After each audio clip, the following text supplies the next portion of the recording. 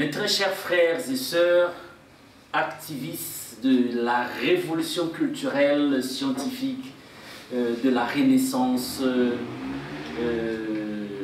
africaine moderne, merci beaucoup pour votre attention et pour votre engagement. Comme toujours, je vais d'abord vous saluer en Mandombe, Masono Mando Mambote, effectivement, Masono Matonto Kwanzami. Moi, je suis votre professeur Bitomboke Lei Gomes. Ça fait 23 ans que je suis en train de travailler sur le Mandombe. J'ai été formé par le professeur Wabeladio, David, qui m'avait confié la responsabilité de systématiser l'enseignement de la connaissance du Mandombe. Et par rapport à cette systématisation qui devait se faire, j'ai purgé pratiquement 23 ans pour faire ce travail. Et aujourd'hui, c'est un honneur pour nous de transmettre ces connaissances à travers la plateforme de Mandombe University. Donc, nous sommes en train d'entreprendre notre étude de l'histoire systématisée de Mandombe. Et dans cette perspective, nous sommes en train d'étudier la pérégrination à la phase de la vocation. Et dans la phase de la vocation, nous avions déjà fait l'étude, nous avons déjà présenté la partie les différentes parties de la pérégrination clandestine de l'histoire de Papa Wabeladio. Nous étions arrivés au lieu où Papa Wabeladio était en train d'écouter les anges dans l'espace. Et il y avait deux chansons qu'il avait écoutées dans l'espace. La première, Alléluia, Wandogo, la deuxième chanson, Alléluia, Kembwanzambi, Alléluia, Seusongwa. Alors, lorsque ces chansons les accompagnaient de la frontière de Bandibu et de Bissingombe jusqu'au village de Kimongo, dès qu'ils sont arrivés au village de Kimongo, les chansons se sont arrêtées. Et ils n'écoutaient plus les chansons et ils ont continué à marcher. À un certain moment, ils se sont dit qu'il était question qu'ils puissent faire une prière. Et alors, il faisait déjà nuit, il était déjà sombre, aux environs de 18h, 19h. Alors, ils se sont concentrés pour faire la prière. Ils étaient en train de faire la prière et c'est à ce moment-là que le plus petit, qui était tellement fatigué, il n'arrivait pas à se concentrer pour faire la prière, et il a regardé au ciel pendant que David faisait sa prière. Lui, il va observer au ciel, il va se rendre compte qu'il y avait un phénomène fantastique dans le ciel. Un grand cercle s'était formé et toutes les étoiles s'étaient concentrées dans ce centre-là, dans ce cercle. Il n'y avait pas d'autres étoiles en dehors de ce cercle. Et ça fascinait le jeune Miguel qui avait à peine 16 ans. Il a secoué David qui était concentré dans la prière, parce que David faisait déjà sa prière, il demandait la force à Dieu, il demandait au Seigneur pour qu'il puisse lui donner de l'énergie, de la force, afin qu'il puisse accomplir sa mission. Et voilà le jeune Miguel secoue David, David, regarde ce qui se passe au ciel. Papa David était contraint d'interrompre sa prière, et lorsqu'il a regardé au ciel, une sorte de constellation, un grand cercle, et autour dans ce cercle, il y avait toutes les étoiles, presque toutes les étoiles concentrées, et ça donnait de la lumière forte. Et à partir de cette lumière forte, ils avaient la possibilité de continuer leur route. Il y avait l'éclair de la lune, l'éclair du ciel, et qui leur a permis de continuer jusqu'au village Lumueno. Le village Lumueno, arrivé au village Lumueno, ils se sont dit, mais non, il faut qu'on se repose, il faut au moins qu'on puisse dormir. On va demander l'aide au niveau des hommes de ces villages pour qu'ils puissent nous aider à trouver de l'espace où on peut dormir. Et c'est comme ça qu'ils vont toquer la porte de la première maison du village. À leur grande surprise, lorsqu'ils toquent la porte, c'est quelqu'un qu'ils connaissaient qui sort de la maison. C'était Tata Yembe. Tata Yembe, c'était un travailleur de l'oncle Magra, ou de l'oncle Garcia Mafouila, en Banzangongo. Donc, c'était un vieux qui travaillait comme sentinelle dans les affaires de leur oncle. Donc, vite, Tata Yembe a reconnu les enfants. Et il leur a donné un traitement spécial parce que c'était des enfants qu'il a connus à Banzangongo. Donc, il leur a donné une maison où ils devaient dormir, il leur a donné de la nourriture, leur a donné à boire et il y avait du confort pour qu'ils puissent se reposer et poursuivre leur chemin. Donc, Tata Yembe les a mis dans une maison et il leur a dit ne vous en faites pas, vous pouvez passer la nuit ici et puis demain matin on va se rencontrer pour qu'on puisse bavarder. Pour aujourd'hui, vous êtes tellement fatigués, j'aimerais que vous puissiez vous reposer, manger et reposez-vous. Et c'est ce qui va se passer, Papa Beladjo. Et ses frères, ils vont manger, ils vont s'alimenter et après ils vont dormir. Là, nous sommes déjà 21h, 22h. Lorsqu'il est arrivé, lorsque minuit a toqué, minuit 30, Miguel réveille Papa Beladjo.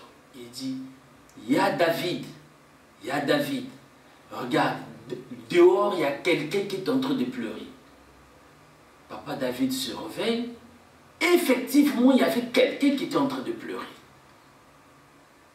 Il y avait quelqu'un, un homme qui pleurait, qui réclamait, qui se sentait en insécurité, qui se disait qu'il était dans une situation de détresse et il pleurait.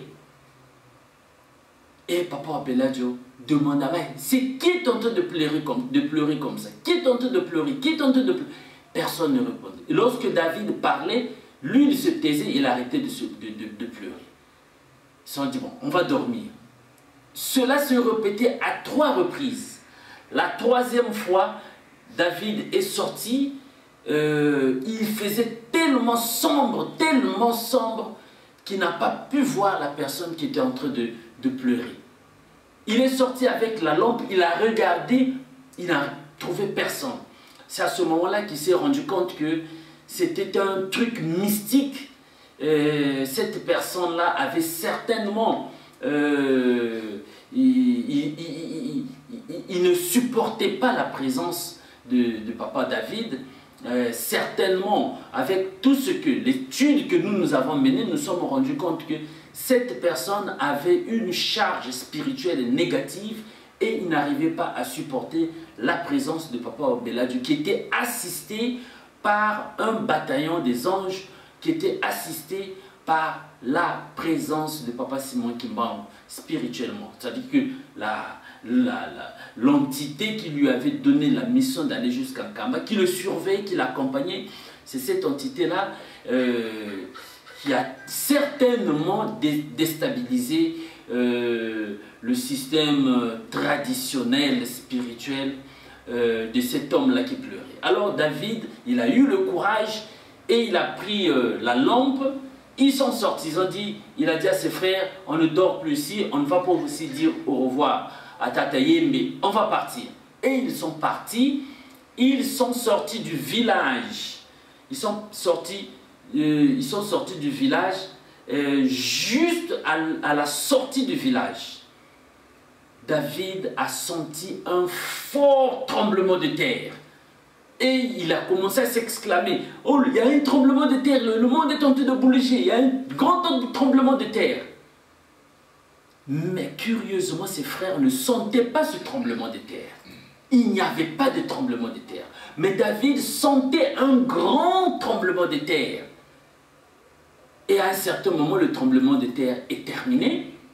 Il a senti, clac, c'est fini. Il a dit, oh, c'est fini, on va partir. Il voulait se déplacer. David n'arrivait plus à marcher.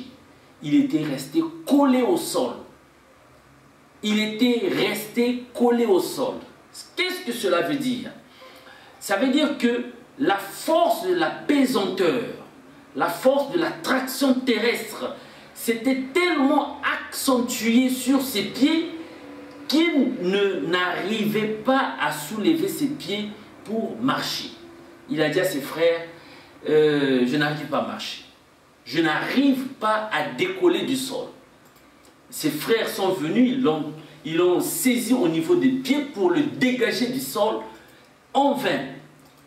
Et ils sont restés à ce niveau, il était presque 1 h du matin. Ils sont restés là et curieusement, il y a eu une forte pluie qui s'est abattue sur eux. Ils se sont tous mouillés. Ils étaient tristes, ils ont commencé à pleurer, à pleurer, à pleurer. Ils n'arrivaient plus à comprendre ce qui s'est passé. Ils ont commencé à regretter. Qu'est-ce qui nous a pris de prendre cette route, encore de s'aventurer, d'arriver jusqu'à Nkamba comme ça, avec toutes ces difficultés. Et c'est comme ça qu'ils sont restés là, collés au sol, jusqu'à, ça fait près de 4 heures du temps qu'ils sont restés collés au sol.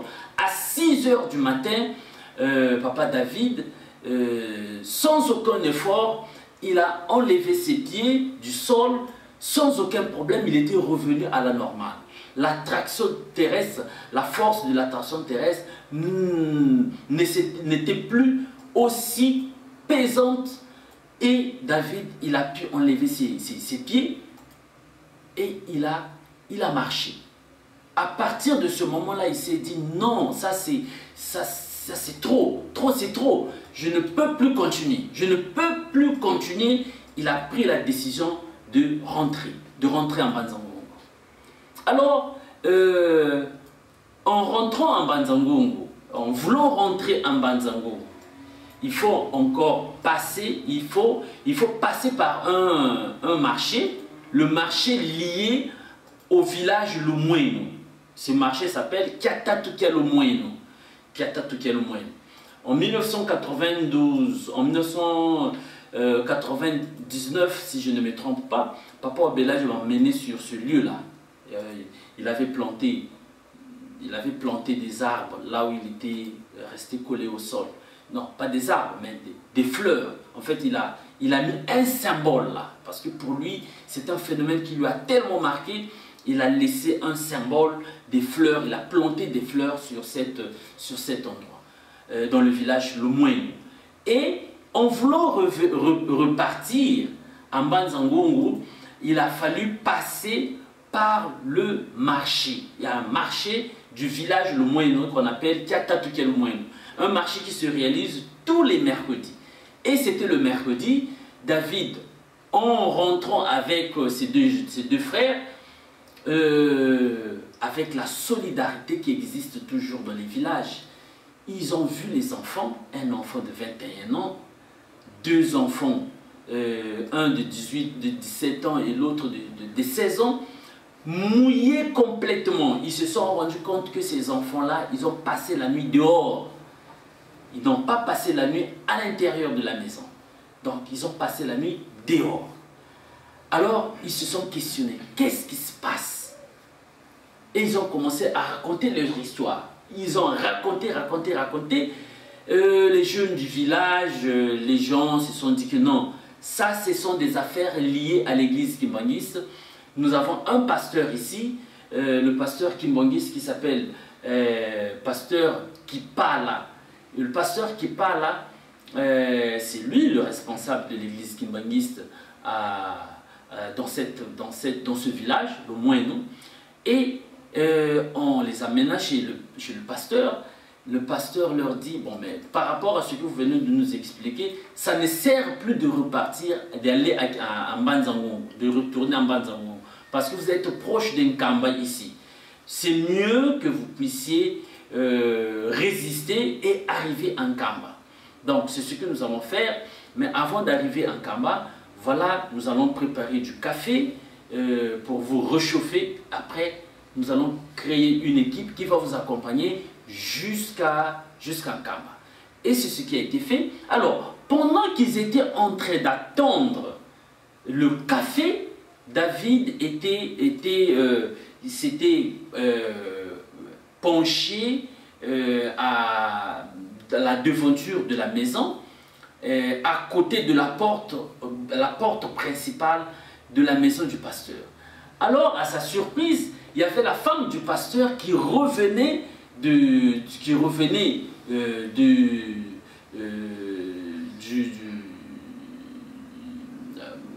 la rivière, là où, à la source, là où elle était allée puiser de l'eau très tôt le matin et se laver. Et la femme du pasteur venait, et en voulant rentrer dans la maison, il s'est fixé les yeux avec Papa Wabeladio. La femme du pasteur a crié d'une manière, elle a crié au scandale, elle s'est éclatée, elle a dit c'est pas possible, ça. Elle s'est exclamée d'une manière extraordinaire. Il ne restait plus qu'elle puisse tomber. Elle a fait un demi-tour, elle est rentrée dans la forêt. Elle a fui. Elle dit mais c'est pas possible ça. Et elle criait chassez ce jeune homme-là du village. Chassez-le du village, chassez-le du village. Je ne veux pas le voir. Chassez ce jeune homme du village. Tout le monde était paniqué, tout le monde ne comprenait pas qu'est-ce qui se passait, qu'est-ce que la femme du pasteur avait vu en Wabeladio pour qu'il puisse s'exclamer comme ça et qu'elle puisse fuir. Personne ne comprenait. Alors, les jeunes se sont révoltés, ils sont venus dire, mais David, toi, qu'est-ce que tu as pour faire fuir la femme du pasteur? Qu'est-ce que tu as? Est-ce que tu es un magicien, tu es un féticheur? Qu'est-ce que tu as? Tu es venu nous tenter dans ce village? Où David dit, moi-même je ne comprends pas ce qui se passe dans ma vie. Essayez un peu de vous rapprocher de cette maman. Certainement qu'elle va nous dire ce qui se passe réellement en moi. Parce que moi-même aussi je suis fatigué, je ne comprends absolument rien. Allez-y parler avec elle pour qu'elle puisse aussi m'aider à comprendre ce qui se passe en moi. Les jeunes se sont dit, oui, c'est logique, on va voir la femme du pasteur. Ils sont allés voir la femme du pasteur pour lui demander, qu'est-ce qui se passe, qu'est-ce que tu as vu? La femme leur a dit, je ne peux pas vous dire, je ne peux rien vous dire, je vais juste vous demander de chasser ce jeune homme du village, je ne veux pas le voir. Il doit partir, il faut le chasser. C'est à ce moment-là, et le pasteur ne disait absolument rien, il est resté bouche bée. Et c'est à ce moment-là que les jeunes se sont organisés, ils ont dit non mais écoutez, on va aider le jeune homme, on va l'accompagner en Kamba, c'est très proche. Et on l'a accompagné en Kamba, on a accompagné Papa David en Kamba. Ils sont arrivés à l'entrée d'un Kamba. David, en rentrant à l'entrée d'un Kamba, au village de Weno, parce que pour rentrer en Kamba, il y a un village qu'on appelle Weno, c'est là où il y a le grand pancarte écrit Église Kimbangui, c'est l'entrée de l'église Kimbangui. Et lorsqu'il est arrivé à Weno, dans ce village, Papa David, il voit devant lui un homme vêtu de l'uniforme, l'uniforme des écoliers du Congo démocratique de la RDC à l'époque du Zaïre. Donc, chemise blanche, pantalon bleu. Chemise blanche, pantalon bleu. Et alors, Wabeladio, il a vu cette personne et du coup, cette personne, il a soulevé ses mains dans l'espace, comme ça, comme un oiseau. Il a volé. Il est allé dans l'espace. il est allé dans l'espace et il est tombé, il est allé se mettre à côté du mausolée du Papa Simon Kimbangu. En 1978, le corps de Papa Simon Kimbangu était déjà exposé dans son mausolée, dans la colline, sur la montagne de Nkamba. Et c'est là où la personne va se poser. Il se positionne là et il regarde Wabeladio à partir de Weno. David dit, regardez, la personne est en train de voler. Il racontait tout ce qu'il voyait à ses compagnons, mais personne ne voyait ce qu'il était en train de voir. Et cette même personne est allée à l'école, parce qu'à côté de Nkamba, sur une autre colline, il y a un lycée, il y a un collège, et il est arrivé là-bas, il y avait le bâtiment, il est arrivé au bâtiment, il a commencé à faire des sauts du bout en bout du bâtiment. Il quittait ce bout du bâtiment, il sautait, il allait de l'autre côté, et ainsi de suite, c'est ce qu'il faisait, et après, il est parti, il a volé dans l'espace, il a volé dans l'espace, et il a disparu. David était émerveillé, en même temps triste, parce qu'il avait compris que la personne qu'il avait appelée Nkamba, c'était cette personne-là qui était venue le recevoir à l'entrée de Nkamba pour lui dire quelque chose, pour lui expliquer la mission pour laquelle il a été appelé Nkamba. Mais la personne a fait juste des gestes qu'il n'avait pas compris à l'époque et il est parti. Donc il est resté triste. On lui a dit non mais on va quand même en Nkamba, tu fais ce qu'on t'a demandé de faire. Donc tu vas prier et tu vas te baigner dans la source sacrée et après on verra ce qui va se passer. C'est comme ça qu'il est arrivé. À l'époque, le chef spirituel adjoint, Papa Dialungana Kiangani Salomon, n'était pas sur place. Il était à Kinshasa dans le cadre des préparatifs du 6 avril 1978. Mais il y avait un responsable de la Cité Sainte qui était là, qu'on appelle Papa Samba Kiatouma, le pasteur de la Cité Sainte. Papa Samba Kiatouma qui avait reçu Papa Wabeladio. Et après l'avoir reçu, il lui a dit tu dois exécuter ce que la voix t'a demandé de faire. C'est Papa Simon Kimbangu qui est en train de t'inspirer. Et c'est lui aussi que tu as vu qui est venu te recevoir à l'entrée de Nkamba. Donc, vas-y, tu vas prier. Et c'est comme ça.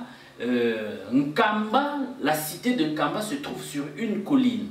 Donc, pour aller à la source sacrée, cette source sacrée, c'est en fait une rivière, c'est une rivière qui coule, mais qui a créé un bassin d'eau. Et c'est dans ce bassin d'eau que Papa Simon Kimbangu recommandait les gens, après avoir été guéris, il les recommandait d'aller prendre un bain dans cette source qu'il avait bénie. Et c'est comme ça, Wabeladio, il est allé dans cette source, dans ce bassin, il a fait sa prière, il a dit, mon Dieu, tu m'as appelé que je vienne ici en Nkamba parce que tu devais me confier une mission en faveur de la race noire. Je suis arrivé, maintenant je me mets à ta disposition, que ta volonté soit faite. C'est comme ça qu'il avait prié. Et à partir de cette prière, Wabeladio remonte parce que le bassin d'eau ou encore la source se trouve en bas, il faut descendre. Et lorsqu'ils avaient terminé de se baigner, ils sont montés sur la colline. Et juste en montant sur la colline, c'est à ce moment-là qu'ils vont voir l'arrivée de la famille. Il y a sa mère qui va arriver, maman Vomiwanzambi. Maman Vomiwanzambi va arriver avec l'un de ses frères et vraiment déçu perturbés. Ils se sont dit, mais David, qu'est-ce que tu as fait? Comment est-ce que tu peux quitter Mbanzangungu jusqu'à Nkamba sans pourtant avertir toute la famille? Et David, pour lui, mission accomplie, tout ce qui allait advenir pour lui, ça ne l'inquiétait plus. Donc, voilà un peu ce qui s'est passé. David est récupéré par sa famille à partir d'un Nkamba, par sa mère principalement. Ils ont quitté Nkamba et ils vont se rendre à Ngombe-Lutete. À Ngombe-Lutete, c'est là où vivait le grand-père de Papa Wabeladio, qui s'appelait Wabeladio, l'homonyme de Papa Wabeladio. Entre parenthèses, Papa Wabeladio, il était en 1921, c'était un relégué kimbangiste. C'était un relégué kimbangiste. Bon, à l'époque, il a fait partie du mouvement kimbangiste, et lui aussi, il a été arrêté et déporté au Kasaï, dans la province de Kasaï. C'est dans la même année aussi qu'il est mort. Il était empoisonné par le pouvoir colonial belge, parce que il avait ce pouvoir de contrôler les messages qu'on envoyait par courrier. Tous les messages qui avaient une relation avec la communauté reléguée kimbangiste, il arrivait à détecter, il récupérait ces lettres-là. Et c'est comme ça qu'il a été détecté, il a été identifié, et en fait, il a été empoisonné. Et il est mort aussi en 1921. Donc, l'homonyme Noï, l'homonyme de Papa Wabeladio, en fait, c'est son grand-père qui était aussi un relégué kimbangiste. En fait, c'était l'unique dans leur famille. Dans leur famille, à l'époque, en 1921, il n'y avait pas encore le kimbangisme. Donc, lui, il est mort, mais il n'y a eu personne qui a suivi ses pas dans le kimbangisme. Donc, personne ne connaissait le kimbangisme. Donc, son père était mort dans la relégation. Donc, ça c'était une parenthèse. Après Ngombe-Lutete, ils sont partis en Mbanzangungu. Arrivé en Mbanzangungu, c'est là où va commencer le grand scandale. Et c'est ce grand scandale, la persécution. C'est là où va commencer la persécution de David de Wabeladio. La persécution de la famille. Parce que la famille va chercher des voies et moyens pour connaître qu'est-ce qui se passe dans la vie de leur enfant, de leur fils. Et c'est là où nous allons terminer notre histoire d'aujourd'hui. La prochaine fois, nous allons vous parler de la persécution de David Wabeladio par sa famille. Donc voilà un peu pour aujourd'hui. Nous terminons notre histoire par là. Et nous pensons que cette histoire vous a plu et vous a donné des informations suffisantes en ce qui concerne l'histoire de Mandombe. Donc la prochaine histoire, c'est cette histoire qui va nous amener de la persécution à la découverte. Donc merci beaucoup pour votre attention. Pour aujourd'hui, nous terminons notre cours et merci beaucoup pour votre attention. Et c'est toujours, je vous recommande toujours d'écouter, de regarder la vidéo, d'écouter afin que vous maîtrisez cette histoire, car vous êtes un futur spécialiste en matière du Mandombe et vous avez besoin de ces connaissances pour aller de l'avant et être un bon transmisseur de cette connaissance. Merci pour aujourd'hui, merci pour votre attention et au revoir.